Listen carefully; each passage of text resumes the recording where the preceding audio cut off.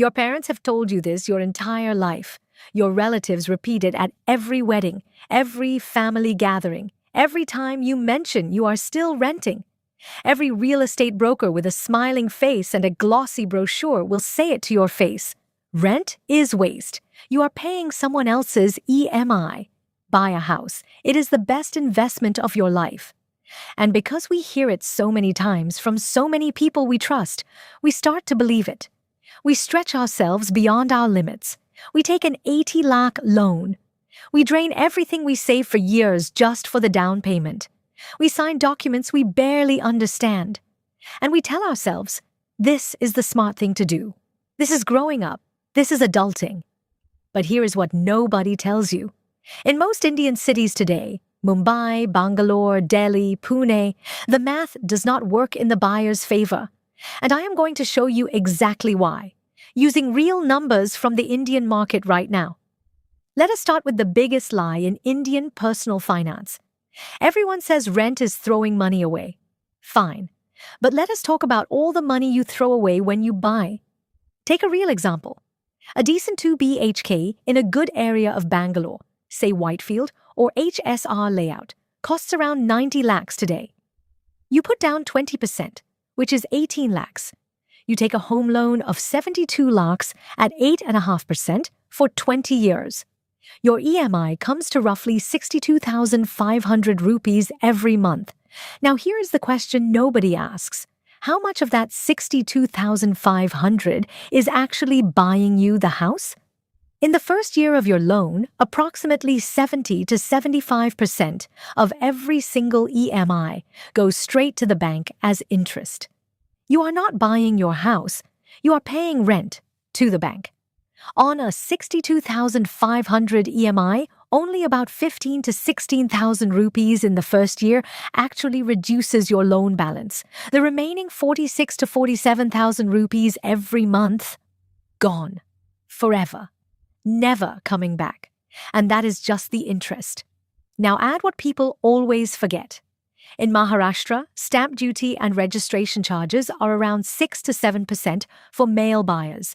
On a 90 lakh property, that is 5.4 to 6.3 lakhs, paid up front, before you even move in, before you buy a single piece of furniture. In Karnataka, it is around 5.6%. In Delhi, it is 6%. This money is completely non-refundable. You will never see it again. Then there is the real shock. Research analyzing over 150 actual Indian property transactions found that the true cost of buying a home is 22 to 40% higher than the advertised price once you add GST on new properties, society maintenance deposits, car parking charges, interiors, and the maintenance corpus. That 90 lakh flat on the brochure can easily cost you 1.1 to 1.25 crores to actually move into and live in. On top of that, the standard rule for home maintenance is 1 to 2% of property value per year. On a 90 lakh home, that is 90,000 to 1.8 lakhs every year for plumbing leaks, waterproofing, repainting, society charges, elevator maintenance. And when you finally decide to sell, broker fees in India are typically 1 to 2% on each side, plus capital gains tax, plus documentation costs. A massive chunk of your so-called appreciation disappears at the exit door. Add it all up: interest payments, stamp duty, maintenance, society fees, selling costs. And the money you throw away as an owner is often equal to or higher than what you would have paid in rent for the exact same property. You are not escaping rent. You are just paying it to 4 different people instead of one landlord. Now let me give you the one number that cuts through all the noise. Economists call it the price-to-rent ratio. It is simple. Take the price of the property and divide it by the annual rent for the same property. If this number is below 15, buying starts to make financial sense. Above 20, renting is almost always the smarter financial choice. Above 25, the math is screaming at you to rent. So what does India look like right now? That same Whitefield 2 BHK that costs 90 lakhs rents for around 28,000 to 35,000 rupees per month. Using 32,000, that is 3.84 lakhs per year. Divide 90 lakhs by 3.84 lakhs. You get a price-to-rent ratio of 23.4. Mumbai is even more extreme. A 2 BHK in Andheri or Powai costs 1.2 to 1.8 crores and rents for 40 to 65,000 a month. Price-to-rent ratios in Mumbai range from 26 to 31. In some parts of South Mumbai, this ratio touches 50. The Reserve Bank of India itself has flagged that property prices in Indian cities are rising far faster than rents, making these ratios increasingly painful for buyers. At a ratio of 23 to 31, you are paying a massive premium just to own the same four walls you could be renting at a fraction of the cost. The landlord carries all the risk, maintenance headaches, structural surprises, market downturns, while you enjoy the same apartment for a fraction of the ownership cost. You are the smart one in that arrangement. Here is the part of this conversation that never happens at family dinners. To buy that 90 lakh flat, you need 18 lakhs as a down payment. Add stamp duty of 5.4 lakhs. Add interiors, deposits, and miscellaneous costs of 3 to 5 lakhs. You are locking up at least 25 to 27 lakhs of cash on day one.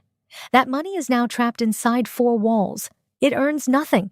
It produces zero cash flow. It cannot be touched in a medical emergency. It just sits there looking pretty.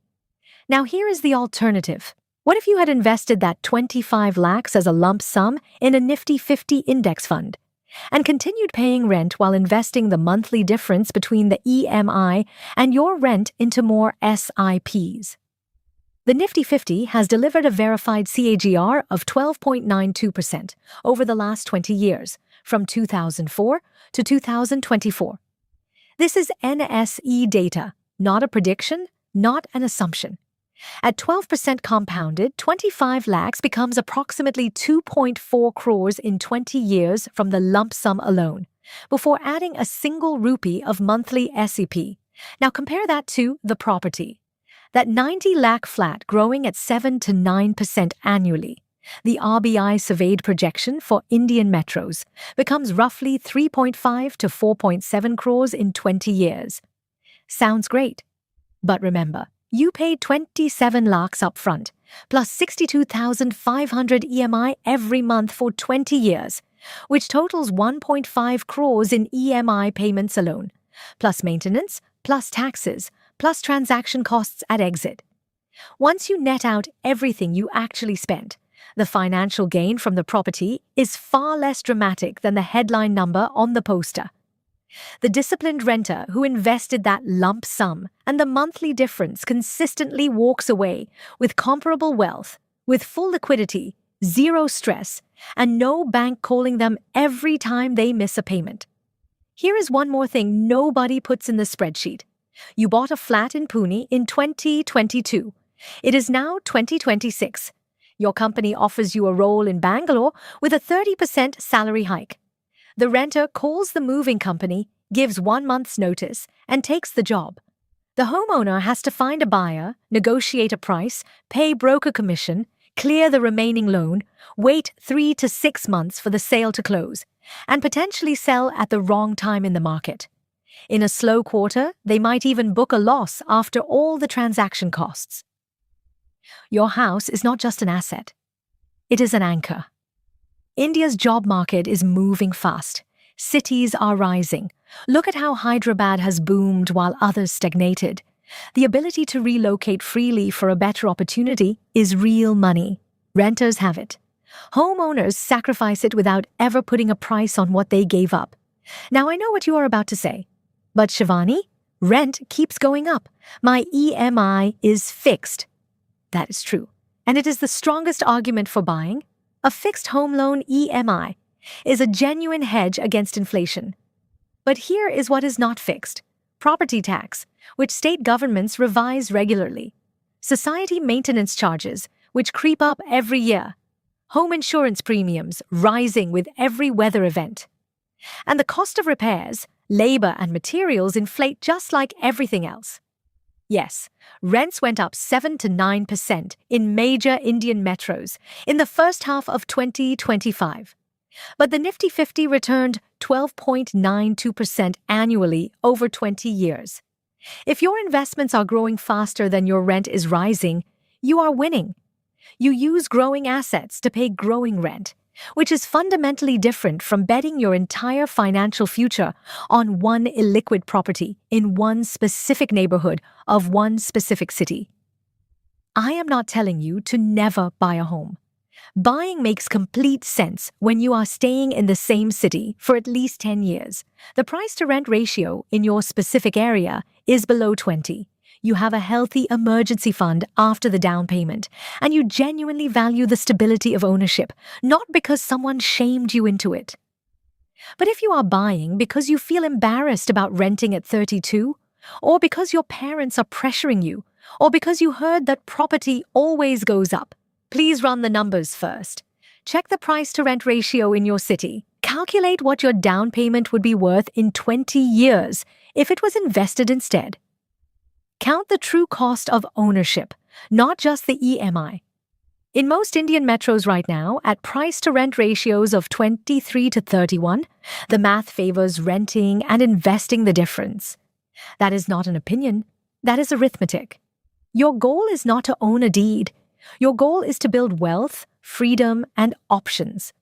Sometimes those three things come with a home loan, and sometimes they come from a mutual fund statement and a good lease agreement. Do not let a cultural script make this decision for you. Run the numbers, make the call, and own that decision, whatever it is. If this changed how you think about the biggest financial decision of your life, give it a like. It helps more people find this before they sign something they will regret. And if you want to keep more of your money, go watch my video on the 10 things most Indians are still spending money on without realizing. Link is right here. I promise you, at least 3 of those things are in your life right now. Subscribe for honest money conversations every week, and I will see you in the next one.